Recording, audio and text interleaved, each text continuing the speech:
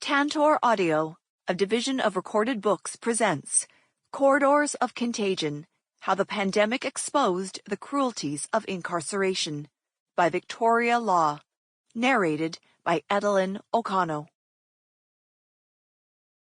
Introduction. If the coronavirus were designing its ideal home, it would build a prison. J. Clark Kelso, Federal Receiver overseeing healthcare in California prisons. Like millions across the United States, Mary Fish was tired of sheltering in place by May. For her, though, sheltering in place didn't mean confining herself to a house or even a small studio apartment. Instead, for Mary and the 1,122 other women at the Mabel Bassett Correctional Center, Oklahoma's maximum security prison for women, sheltering in place meant being locked in 8 by 12-foot cells or confined to cramped dormitories all day. It was a scenario repeated in thousands of jails and prisons across the United States. Prisons do not allow internet, so the Zoom calls crisscrossing the ether weren't an option. Neither were phone calls, which, even in non-pandemic times, cost 20 cents per minute and strained the budgets of women earning 35 cents an hour. The prison's phones were in the various day rooms or common areas. That spring, those rooms were off limits. But Mary wasn't totally alone. She had the misfortune of living in one of the prison's dormitories. For the next month, she was unable to escape the din of dozens of women living less than 4 feet apart from one another. Behind bars, everyone dreads the word lockdown. Under lockdown, every person in a housing unit, and sometimes the entire jail or prison, remains locked in their cell or confined to their dormitories for nearly 24 hours a day. They have no access to educational or vocational programs, visits, or calls. Meals are delivered to their cells and shoved through a slot in the door. Lockdowns can last days, weeks, or even months, and are typically a group punishment for events as minor as a dispute between a few people to as severe as a large-scale fight. In March 2020, the entire country would become familiar with that term and come to dread it just as much. That month, the novel coronavirus, SARS-CoV-2, severe acute respiratory syndrome coronavirus 2, skyrocketed in New York City, overwhelming hospitals and overflowing morgues. Shortly after, jails and prisons across the country reported explosions of COVID-19. By May 2020, 30 of the 50 top outbreaks, including the 4 largest in the country, were inside jails and prisons. The lockdown at Mabel Bassett was an early and futile attempt to keep the virus from spreading, but no explanation was given to the women, leaving many to wonder what seemed like collective punishment when none of them had done anything wrong. Mary, however, watched the news each night and guessed that these unexplained restrictions were connected with the terrifying virus that had ripped its way through China and Europe and was now decimating the East Coast. At the start of April, the deputy warden called together the women on Mary's unit. "Do you know what the coronavirus is?" he asked. "Beer!"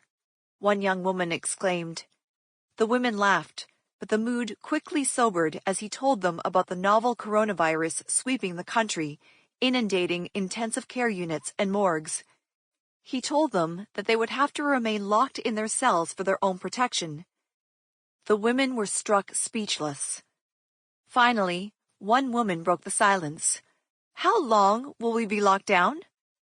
"I don't know," he confessed.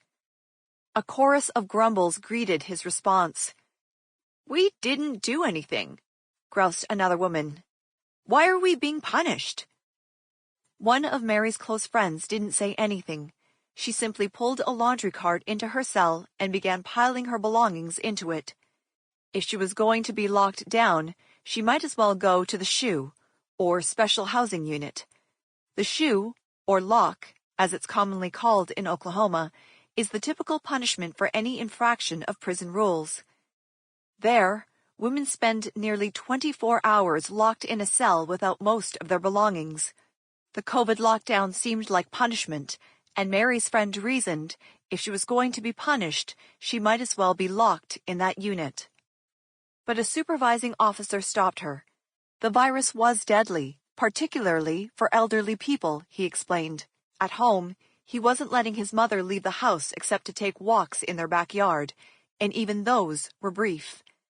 And inside Mabel Bassett, he cautioned, prison officials were using the shoe to quarantine women who had recently arrived from county jails.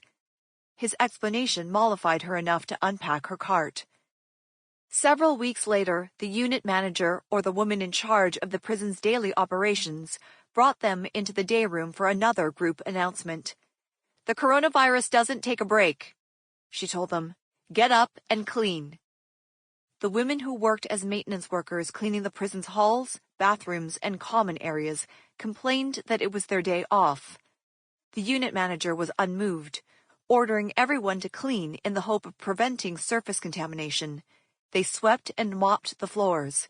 They sterilized the microwaves, tables, and telephones mounted to the walls in the day room. They scrubbed the 6 working showers meant for over 100 women. For the first time, they saw a guard wearing a surgical mask. That day, each woman was issued 1 mask. "Take care of it," the unit manager advised as Mary signed for it. "It may be a while before you get another." Anyone leaving her cell without a mask would be sent back and forced to remain inside her cell until she complied. Anyone who refused to mask would be sent to the shoe. Mary didn't mind wearing a mask. It hid her broken dentures, which she had been unable to get repaired or replaced. The women were instructed to keep 6 feet apart or socially distance, an impossibility in nearly every prison. Even in non-pandemic times, they could barely move through the corridors without brushing against each other. At the best of times, the congested conditions led to tempers flaring, arguments, and fights. Now, many feared that a casual bump might lead to death. 2 days later, every Oklahoma prison went on lockdown. At Mabel Bassett, women remained confined to their cells, or if they were unlucky enough to be in a dormitory, on their beds. Each day, they could leave their beds for 1 fleeting hour. Only then could they stretch their legs or, if they were quick enough, take a short shower and possibly wash their underwear under the nozzle, while others waited impatiently just past the green shower curtain. To curb the pains flaring in her lower back and sciatic nerve from the constant immobility, Mary tried to exercise on her bed, lying flat on her back and bringing her knee to her chest. Sometimes she slid off the bed to the dirt-encrusted cement floor below and, on her pink yoga mat, stretched to relieve the pains. But that wasn't enough. She still felt cramps in her legs and feet. She tried her best to ignore the incessant noise from the women on neighboring beds. Many had their own televisions and, with nothing else to do, watched incessantly. Each one turned the volume higher and higher to compete with the sounds from the surrounding sets. Mary breathed a sigh of relief when she was moved to a 4-person cell in mid-April. Behind the closed steel door, she could stand up, practice yoga without fear of staff reprimanding her, and take several steps past her bunk before reaching the door of her cellmates' beds. She began sewing cloth masks for herself and her cellmates with colorfully patterned fabric left over from the prison's attempts to mass-produce masks. That was the full range of her motion. For a month, instead of walking to the cafeteria and standing in line for their meals, women received trays wrapped in plastic. The lockdown meant that the women who usually worked in the kitchens remained in their cells while guards cooked the food, wrapped each tray in plastic, then placed it in laundry carts that they tugged over to each housing unit. Food in prison is typically subpar, and meals frequently are too meager to assuage an adult's hunger. With lockdown, the food became even worse.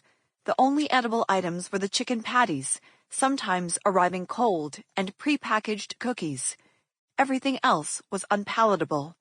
For once, however, food was abundant. Sometimes the guards offered women an extra tray of food because many refused to accept the unappetizing meals. By May 5, When her door unexpectedly clicked open, everyone had endured these conditions for over a month. That Tuesday evening, dozens of women streamed out of their cells. Some raced to take a hot shower. They formed a line of brown, gray, and white bathrobes, slinging their mesh bags, filled with soap, shampoo, and other toiletries, over their shoulders as they waited for one of the unit's 15 showers. Others ran to the 2 microwaves in the day room, desperate for a hot edible meal. Soon the unit filled with the smells of meat mixed with onions and garlic as women concocted noodle burritos from the cheese and meat sticks bought at commissary or the prison's sole store. Still, others dragged blue plastic chairs from their cells to the 8 phones lined along the day room wall, desperate to hear their loved ones' voices after a month of anxieties about the new and unknown virus. Mary wasn't sure what to do first. She finally decided to join the line for the phones. She was eager to talk to her sons and find out how they were weathering the pandemic. Her sons, too, had worried about their 67-year-old mother over the past month, but family members are unable to call their imprisoned loved ones. Instead, they must wait for them to call. After accepting the charges for her collect call, her son's first question was, "Mom, is it warm where you are?" By the time her 15-minute call was cut off, Mary was relieved that her sons were still alive, healthy, and COVID-free. She lined up for the shower, though by the time she stepped beneath the stream, the water had turned cool. At least she was able to shower. Other women were still in line when their hour of relative freedom ended, and officers ordered them back to their cells. Outside, the temperature hovered in the mid-70s, a nearly 20-degree drop from the 93 degrees the previous day. But no one was allowed to venture into the yard to look up at the sky or feel the breeze rippling their hair. Nonetheless, after that long month cooped up in their cells, simply being in the day room, talking to family members, and seeing people other than their cellmates seemed like a tiny bit of freedom. "I feel like I'm free. I'm free," Mary recalled. It felt wonderful to be out of that cell. The prison had escaped the early ravages of the pandemic. Mary and many of the women around her felt optimistic that the hour of freedom signaled that things were getting better and that soon prison life would be back to normal. They had no idea of what was to come. From the start of the pandemic, public health and medical officials warned that incarcerated people were uniquely vulnerable to COVID and its most severe complications. Many people enter prison after a raft of pre-existing health conditions. Inside prison, they are unable to physically distance from each other. They cannot adhere to other prevention guidelines issued by the Centers for Disease Control and Prevention, such as frequent hand washing, using alcohol-based sanitizers, and wearing masks. Many prisons did not issue masks for weeks. Officers often threatened to punish those who improvised masks from other pieces of clothing. Other countries ordered mass prison releases as a precautionary measure. Iran, for example, ordered the temporary release of 85,000 people in mid-March 2020. Turkey released more than 114,000 people, nearly 40% of its prison population, while the Philippines, India, Iraq, and Ethiopia also released tens of thousands of people. Several European nations also ordered mass prison releases.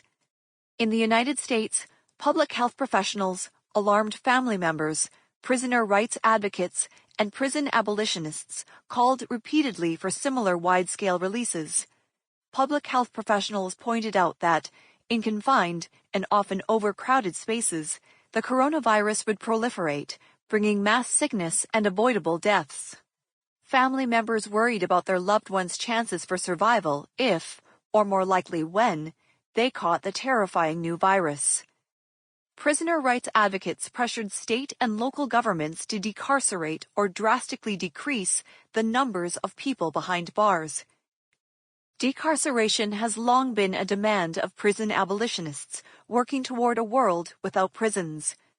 Drawing from the abolitionist movement to end chattel slavery, which seemed like an impossible dream until it became a reality, prison abolitionists have long fought to end incarceration, by organizing to both reduce the numbers of people criminalized and incarcerated and release those who are currently behind bars.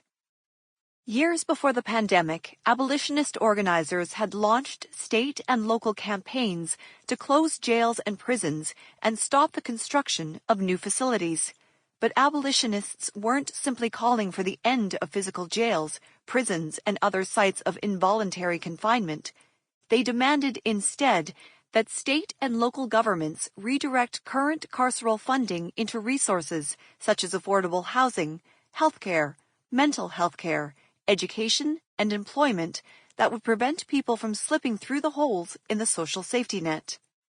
Over years of organizing, some of these abolitionist campaigns succeeded, some partially succeeded, and some lost. Nonetheless, each time they organized, abolitionists challenged and changed the widely believed narratives about crime and punishment that had propped up decades of prison booms. Many groups also created resources that would address individual and community needs in their own neighborhoods and towns, often on shoestring budgets. Prison abolitionist Mariam Kaba had long called prisons death-making institutions. With the contagious new virus ripping its way through the United States, her characterization became a frighteningly accurate prophecy. Still, widespread fears of the new, highly contagious virus did not result in the same scale of decarceration as other countries. Only a handful of jurisdictions took steps to release people and, in relative to the enormous numbers of people behind bars, released a relative few. Instead, jails and prisons stopped all vocational and educational programs, barred outside volunteers, and prevented groups of people from gathering. They halted visits, cutting off many from their family, friends, and support systems. These measures seemed more like additional punishments than preventive measures, especially since staff continued many practices that required close physical contact, pat frisks, strip searches, cell shakedowns, and escorting people between units. Those doing the frisking, searching, and escorting were guards who came in and out of the prison daily. Each shift change brought a renewed possibility of a viral outbreak. Experts' dire predictions quickly came true as several jails and prisons emerged as the nation's top hotspots. By mid-June 2020, the New York Times reported that, even as cases were leveling off across the country, the number of COVID cases in prisons had doubled within the previous month to more than 68,000 people. Prison deaths connected to the coronavirus had also risen by 73% since mid-May. By now, the 5 largest known clusters of the virus in the United States are not at nursing homes or meat packing plants, but inside correctional institutions. The paper noted, even in the handful of states and counties that reduced their prison populations, the releases were too few to successfully stem the spread once COVID made its way inside. During the first year of the pandemic, I received hundreds of letters from people imprisoned across the nation about conditions caused by the coronavirus. Many expressed fear and uncertainty. In the early days, prison officials gave virtually no information about the virus, let alone prevention methods. When people began coughing or exhibiting COVID-like symptoms, they were often whisked away, to be mass quarantined in gyms or auditoriums among dozens of other sick people, or to be isolated in solitary confinement. Rarely was anyone offered medical treatment other than a perfunctory temperature check. Meanwhile, they were unable to call home to tell their loved ones what was happening, or to ensure that their loved ones were still alive. In some prisons, people who tested positive were not allowed to bring their belongings, consigning them to 14 days of mind-numbing boredom, locked in a small solitary cell, or assigned to a bunk in a dormitory, surrounded by dozens of other coughing and sneezing people. Some were semi-quarantined, leaving their uninfected peers at risk. Sarah Pender was incarcerated at one of Indiana's 3 women's prisons. In that prison, up to 14 women share a single cell, sleeping in bunk beds less than 3 feet apart. In early December 2020, Sarah and 6 of her roommates tested positive. They were quarantined in their cell for 2 weeks. So were the 5 roommates who had not tested positive. But everyone, regardless of status, still had to leave their cells to use one of the unit's 2 bathrooms. Staff did not designate either bathroom as one specifically for those who had tested positive. Instead, the unit's 136 women shared both bathrooms. More people tested positive and, days before Christmas, 116 women were under quarantine and another 4 had been sent to the prison infirmary. The 16 remaining women stayed in one room. None were tested. Both in Indiana and around the country, others hid their symptoms and shunned medical attention, hoping to avoid a similar fate. Predictably, their actions led to even wider spread. In prisons that conducted random testing, the results were astronomical. In some places, over half the population tested positive. In others, nearly 3/4.